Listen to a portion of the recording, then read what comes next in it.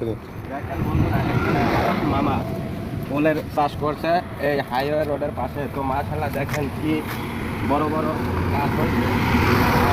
দেখেন এইটা কি মোটা গাছ হয়েছে। তাতে এই ওলের গাছের নিচে ওল হলে পরে মিনিমাম 8 থেকে 10 কেজি ওল হয়। এটা হাইব্রিড জাতের ওল। দেখেন অনেক গাছ লাগানো হয়েছে এখানে। চাইলে আপনারাও এই জাতের হাইব্রিড জাতের ওলের চাষ করতে পারেন।